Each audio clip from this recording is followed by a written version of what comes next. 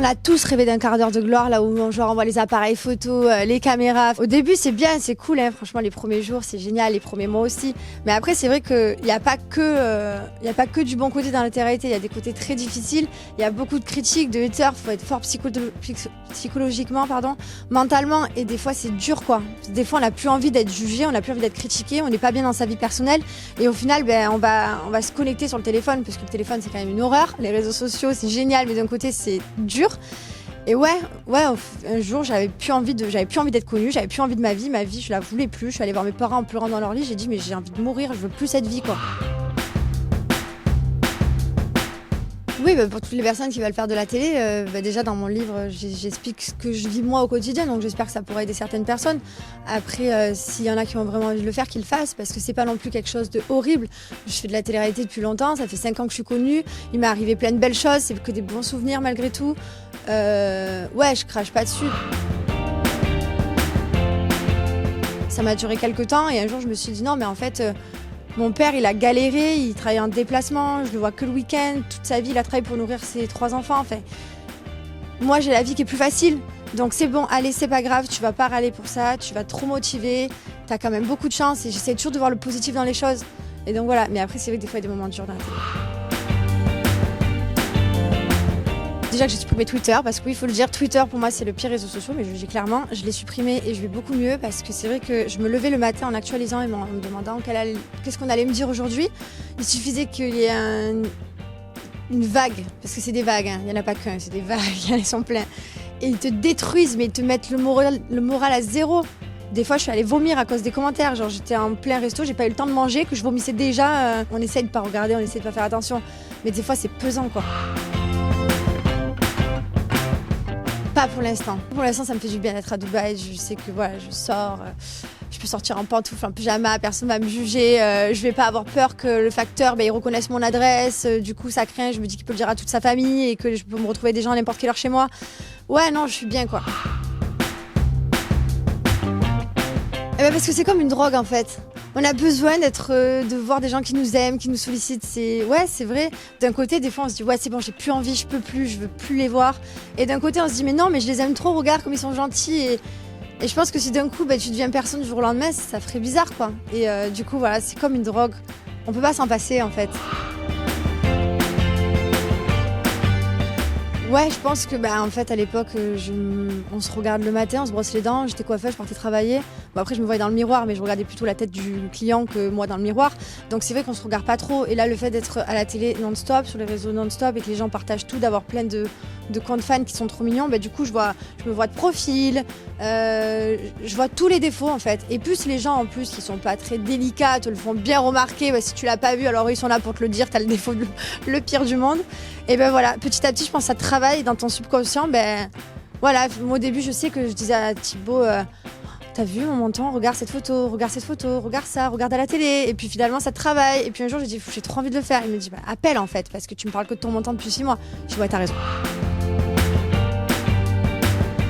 Genre quand je vois qu'on balance les bancs de mon mariage avant moi en fait, ouais dans ces cas-là ça me saoule en fait. Je vais chez le gynéco et on m'envoie, un journaliste m'envoie la capture d'une fille qui lui a écrit je vais chercher dans les dossiers, elle est venue chez le gynéco aujourd'hui, à tout moment le bébé c'est aujourd'hui. Quand je lis ça, quand on m'envoie ça, je me dis ouais à un moment donné c'est bon, j'ai envie d'avoir mon jardin secret, c'est dur. Donc oui des fois c'est pénible. Mais après vu que j'arrive à trouver un petit peu cet anonymat dans ma vie à Dubaï, ça va. On prend notre temps. On se dit que si ça vient, il n'y a pas de souci, voilà. Mais on va pas se dire, bon allez, c'est parti, on est le 14 du mois, on y va. Bon, voilà, non, c'est tranquille, quoi. Ça fait flipper aussi, donc voilà, faut pas y penser. Mais pas du tout. Non, ça va, on vient de se marier, on va pas se séparer. Non. On a dit qu'on se séparait pour aller, moi, à Paris, ici, du coup, pour faire un petit peu le tour de Paris. Et au final, ça y est, tout le monde a créé des articles de partout, séparation, rupture. Non, pas du tout, tout va très bien. Il m'écrit encore il y a 2 secondes avant que je prenne le micro pour me dire que je lui manque. Non, tout va bien. C'est juste que oui, après, quand je pars en tournage et que je reviens, genre, on a l'impression que c'est tout le début, qu'on apprend à se connaître. C'est genre trop bien, vraiment. Puisque le fait de pas se voir, c'est génial quand même. Et quand on se retrouve, enfin, pas le fait de pas se voir, le fait de se retrouver, on va dire. Et du coup, là, oui, là, j'ai qu'une hâte, c'est de le retrouver. J'ai envie de monter dans l'avion, quoi. qu'est-ce qu'il a de plus que les autres? Il a tout. Non, il est beau, il est gentil, il est attentionné, il prend tout le temps soin de moi. Il n'est pas agressif, pas violent, c'est quelqu'un de vraiment gentil, tout le temps là pour moi, quoi. Vraiment. Quand ça va pas, il a toujours été là, même quand j'ai des coups de mou par rapport à la télé et tout, il m'a toujours aidé à me relever, tout le temps. Oui, c'est important pour moi parce qu'il y a déjà énormément de personnes qui me suivent et que ce soit des gens pas sympas ou des gens très sympas. Donc ceux qui sont plus sympas et qui ont envie de me connaître, c'est sympa pour eux d'avoir un livre et de connaître vraiment toute ma vie. Et ceux qui m'aiment vraiment pas et qui sont haters mais qui me connaissent pas, au final ils savent pas d'où je viens, ils savent pas ce que j'ai vécu. Donc je me dis, c'est pas pour qu'ils changent d'avis, mais c'est pour au moins s'ils veulent juger, ils peuvent juger avec un support, quoi. J'ai été avec une personne, oui évidemment, sinon il y aurait des fautes de français. On le sait, donc évidemment il y avait une personne qui m'a aidé à écrire, à faire la ponctuation évidemment, mais après c'est mes mots, c'est mon livre, c'est mon histoire et du coup on me reconnaît très bien de toute façon quand on lit le livre. C'est vrai que c'est pas évident parce que même là, ce serait moi, je l'arrête jamais en fait. J'ai toujours quelque chose à dire, à rajouter, mais bon à un moment donné je me dis bon allez c'est bon, on va pas non plus rentrer dans les tout petits détails, c'est pas bien grave la couleur des chaussettes que tu portais ce jour-là, mais c'est vrai que j'avais envie de tout raconter, de tout dire et bon au final je pense que c'est très bien là où je me suis arrêtée. Parce que il y a encore quelques temps, je pense, il y a encore quelques années, ouais, on peut dire, je pensais que c'était impossible de trouver quelqu'un de pas violent, quelqu'un qui te trompe pas. Je me suis dit, ouais, en fait, c'est comme ça va être comme ça toujours, quoi. Et finalement, aujourd'hui, je suis mariée avec Thibaut, c'est quelqu'un d'extraordinaire. Et voilà, finalement, avec le temps, je veux montrer aux jeunes filles qui me suivent que même si des fois, on trouve pas le prince charmant quand on a 18 ans, voilà, j'ai 28 ans, aujourd'hui, je suis heureuse. Enfin, j'ai 29 ans. Ouais, j'ai 29 ans. Pardon. Je me suis enlevé un an. En plus, je peux pas mentir, c'est écrit dans le livre.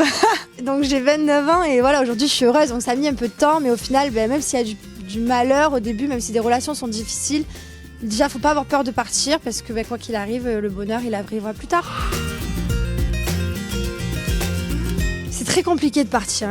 Moi, je suis la première à comprendre ces femmes qui restent et qui ont peur. Je comprends tout à fait parce que déjà la personne quand t'es avec elle, c'est que tu l'aimes. Et quand tu la vois s'excuser, pleurer ou même te remettre la faute dessus, parce qu'en général c'est souvent ta faute, tu te remets en question et tu penses que c'est ta faute. Tu es sûr de toi que la dispute est partie à cause d'eux et au final le cause d'eux c'est toi. Donc du coup tu te dis peut-être que j'aurais dû me taire et ce serait pas allé aussi loin. Donc voilà. Mais en tout cas non, faut partir, quoi. J'ai perdu du temps. Et justement j'espère que les personnes qui me suivent, elles perdront pas de temps. Je donne toujours ma confiance au début, tout le temps. Mais après, c'est vrai que c'est pas évident parce qu'il suffit qu'il y ait une dispute ou des cris un peu trop forts. Je me souviens d'une fois, je me suis disputée avec Thibaut. La première des choses que j'ai fait, on se connaissait pas vraiment, c'était genre notre première dispute. Et je voyais qu'il criait fort, sans m'insulter, sans être violent. Mais moi, je sais pas pourquoi, automatiquement, quand il s'est énervé et qu'il était pas loin de moi, j'ai fait comme ça. Il m'a dit, mais je te taperai jamais, je te lèverai jamais la main dessus. Et c'est vrai que pour le coup, c'est la confiance, on la donne. Mais on a toujours on se dit, ouais, ça peut aller trop vite quand même.